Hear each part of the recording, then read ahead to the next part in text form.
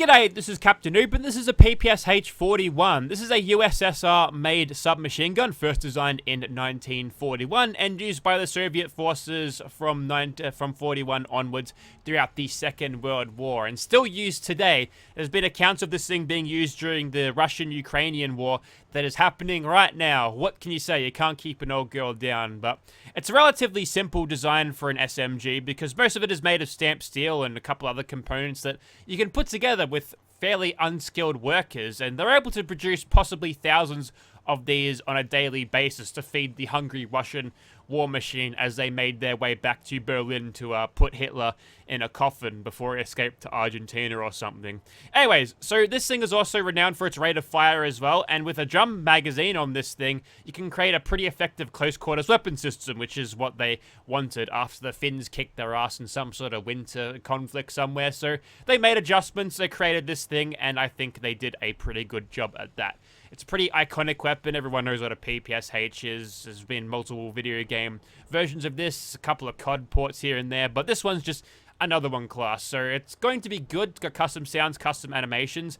Actually, no custom sounds. I think it's just vanilla game sounds, but they work for this thing. Let's get into the customization. First of all, we've got the receivers, and you can only make this thing automatic. Oh, actually, no, I'm wrong. You can have it semi-auto as well, which is interesting because you'd think with this thing being a submachine gun, the bullet per shot damage is not going to be super high anyway.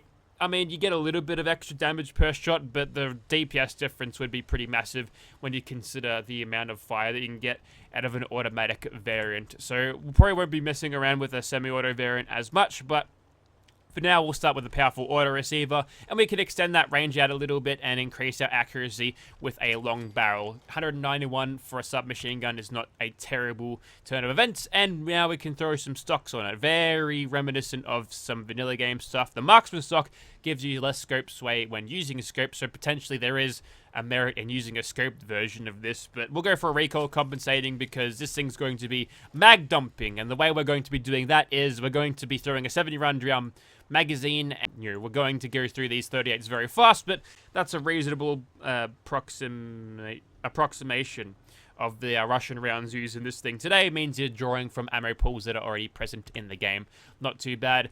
And now we've got sights. Glow sights, you can have ghost ring sights as well, and then you can just stick a Picatinny rail on this and add some of these cool reflex sights, including this one, the old Cobra sights, which give you 1.5 times zoom, possibly overkill for a submachine gun, but what can you do, eh? You can attach a bunch of muzzle brakes on it, some compensators, or some suppressors. That one looks pretty cool. It's nice and sleek like the rest of the barrel, so we'll throw that on, and now we can throw in a legendary effect if we need it. There's also a material thing, which appears to be only for vanilla guns, so probably don't even have to have that attachment point on there, but yeah, you can't change the paint of this, unfortunately. And a little bit of extra damage is there if you need it, and if you are playing on very high difficulty, chances are you might be wanting a little bit more out of your PPSh, but 75 damage is not terrible, especially when we can crack the rate of fire up to a very high number, so maybe we'll be okay, but we'll see how we go.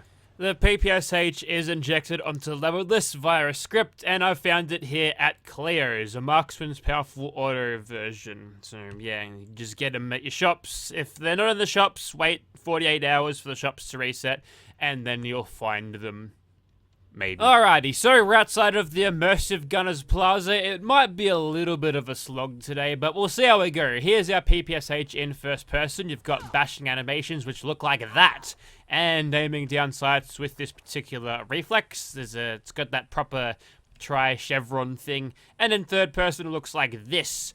I've made this one. This one's powerful auto, but without a suppressor and just the ghost ring sights there. Probably could have argued that I went for glowing ones there, just so I could see it better during nighttime. I've also got this version with a suppressor, calibrated powerful receiver, ACOG sight for sniping, and that's how fast this thing can fire as a semi-auto, which is great, but I don't think the spread is going to be too good on a submachine gun, nor will damage be good at longer ranges either, but that specifically sounds like suppressed combat rifle noises to me, so yeah, I lied when I said it's got custom sounds. The animations, though, you see, they were real. Anyways, let's begin. And I guess we'll just spam bullets down range. Not much else we can do. We're getting cheeky little sneak criticals as we go along. There's not a lot of recoil to speak of. Most of the inaccuracy is coming from me and the inherent spread of the weapon, so I'm not really complaining all that much. Although I think they've found the monsters, so we're getting 45 damage now. Probably switch over to our automatic one. There we go. There we go. So these mantids have shown up. Plural of mantis, mantits, and I'm doing 0 damage even with the critical. We'll just have to hose him down like this. Take that. He took a lot of 9mm rounds just then, and they're like Tarkov rounds too, so they're not... I mean, they could be stronger, but seriously, these mantises... You'd think the submachine gun would chop them up in no time, but no, when we're not doing that. So the only way we're going to be getting a lot of damage out of this thing is if we just get headshots. Maybe we enter nerd rage so we can boost our damage a little bit through a quick burst of that. But we're tickling them at this point, so we have a little bit of trouble dealing with the immersive Gunners Plaza, and we're carrying, like, well, we were carrying 3,900 bullets. We're going to get through them pretty quickly here, I feel. And if we do end up going through them too quickly... Actually, we've got a free magazine there. That's pretty helpful. If we do end up getting ourselves into strife for ammo problems, then we'll have to do a tactical retreat and maybe return with some backup, I think. So we'll just charge into these guys. Hopefully, we get a couple of cheap little staggers. That's nerd rage, actually. Let's do it. Nice stagger. We can sort of juggle between staggers here, I think. Unfortunately, there's nothing else with this thing's effective range. 13 damage. That's not going to cut it. I'll have to shoot them with an entire magazine. They'll still be half alive. So we get a little bit of our damage back here, but it's looking pretty bad. And I probably won't let up because I'm not interested in turning this into a 10-minute fight when we're just doing this slugging. That's combat rifle sounds right there. Had in my mind that I was expecting 10mm pistol rounds, but no, that's not happening. I could open up a little bit in VATS, and this thing's not entirely terrible with VATS. Problem is, even with spamming criticals, it's not doing a lot of damage at all.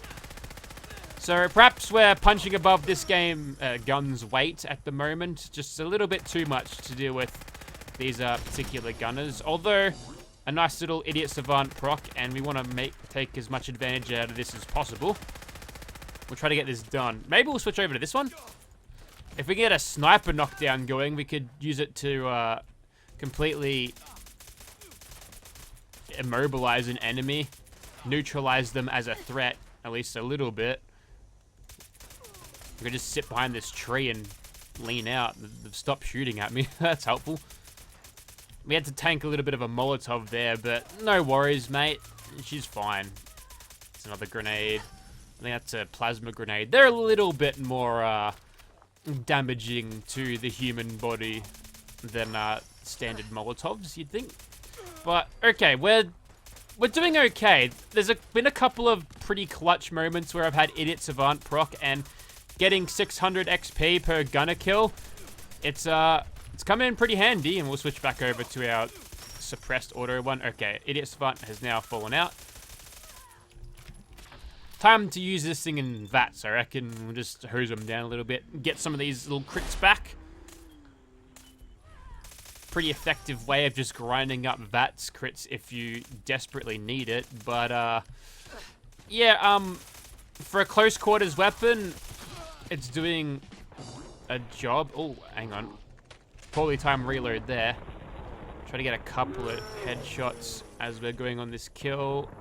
That one might be a little bit too far out.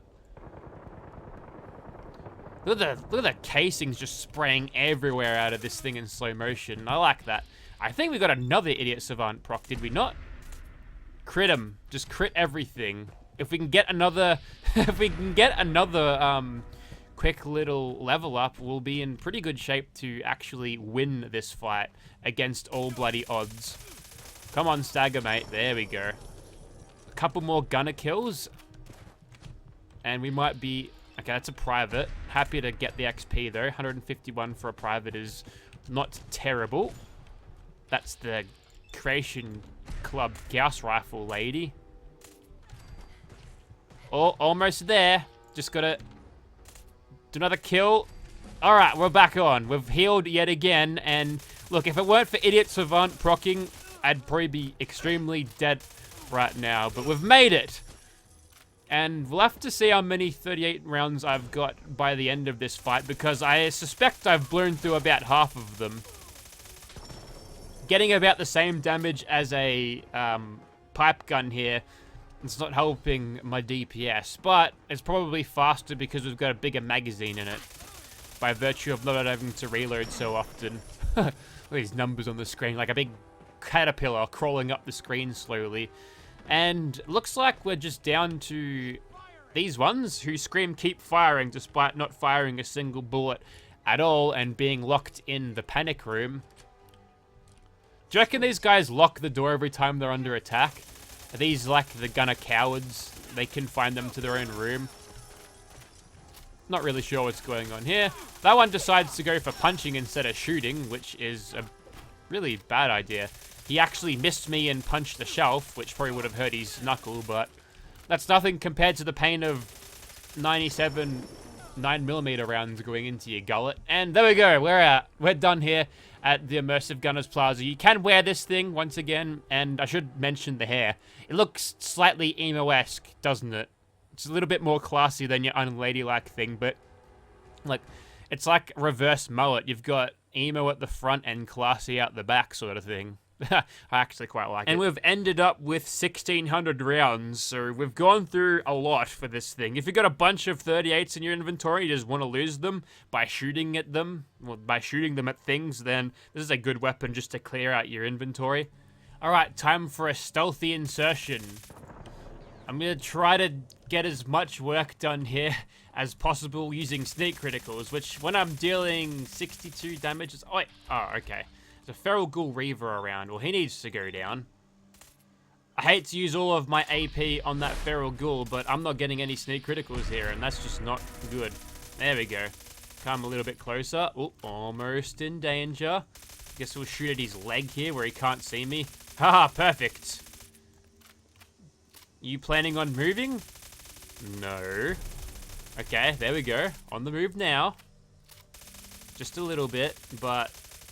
Wait, why don't I always just do this? You want to see a true seal of DPS on this thing? You think how long it took me to take out the Immersive Gunners Plaza? Oh, there you go. He's seen me now. He grew the eyeballs on his knees to see me. That's just one of the many features of the FEV coming into use there, so good on him for that. But now we get to see what this thing is like without those glorious cheap sneak criticals. It's not pretty. We're gonna see if we can finish this fight off without draining out half of my ammo, and if it comes down to it, I might have to do the finisher by gun bashing him, and hopefully we roll a crit to do it. Almost there. There we go. Okay, well, if I tried to fight a boss head-on like that, and I got 6 rounds back for my troubles there, perfect. Well, I don't think it'd work, so like I may have mentioned before, I think it's time we call in backup. Alright, so we've called for backup, and we're all here with a PPSh. Lily, Kira, Winter, Tammie, and also Carla. Squad of 6, let's see. Specialist, Sharpshooter, Ranger, or Sharpshooter, Grenadier, Ranger, and me, Ranger. Could probably use a Reaper in the squad. But anyways, we're about to fight a giant Deathclaw, and if they would want to hurry up and follow me in, this will be a fight for the ages, because it might take a long time. They're going to get aggroed due to some gunners being up there, and that Winter's sending it. Alright, well, maybe we'll take out the little ones first so we can all focus fire. There we go. Look at that. Alright, the big one's there. Is that the big one? That's just a normal... That's a normal baby Deathclaw, and that one's just a little one. Okay, the big one's here. Now, unfortunately, Lily's cheated because she's thrown out her super mega turrets, which will spray lightning everywhere, but it's cool. It'll distract the Deathclaw for the time, and now we get to all lay into it. Everyone's full autoing it, and it's still standing from all of that. See, this is why we need backup, because there's no way I could stand up to this thing alone. And I think it's chasing around the robot now. Unfortunately for you, buddy, I programmed that thing to be pretty much invincible. It's a distraction, and it's working, but your bullet sponginess is going to make this a very prolonged fight. How's everyone doing? Plenty of trash talk going around. We're firing directly into the ground. Now, that just might be animation errors, thanks to the fact that it's using some sort of combat rifle-esque animation. Just kind of what happens, but it'll be fine. There we go, Lily's charging at it. Throwing more of those Tesla turrets, making the screen just a mess of glowing blue. Look at him go. And now the Deathclaw is down for the count. Alright, everyone did well. No one's wounded there. There's a couple other Deathclaws getting around, but really not a good idea. Also, the turrets have an inbuilt secondary weapon of just firing normal lasers, which I got no idea why they do that, but that's just a thing. So I'd say that's mission accomplished. Call the Sky Ranger, let's go home. And that's about it for the PPSh. And it's a weapon probably not to be used at a end game stage of the of your playthrough, but early game you could probably find some pretty good use for it in those areas, particularly against early level ghouls. You'll probably find this thing's going to chop them into tiny little pieces very, very quickly indeed, as I try to cut down that Assaultron. I knocked one of its legs out. That's pretty helpful. It's going to continue to laser anyway. I think Carla's going to handle the rest of this just fine. She's got metal-eating robot dogs at her disposal too, so look out. Anyways, so yeah, if you're interested in seeing this thing in your game, check out the link in the description. It should be down there. And you know, all of these followers that I got, they're mods, even on PS4. So I don't know, I'll throw a link in the description if you want to replicate the test results for yourself. And you'll probably like what you find. They're an elite fighting unit, 2-time veterans of XCOM. They kill aliens and save the entire world, and they do it with a smile. Anyways, that's it for me. Thank you very much for watching, guys.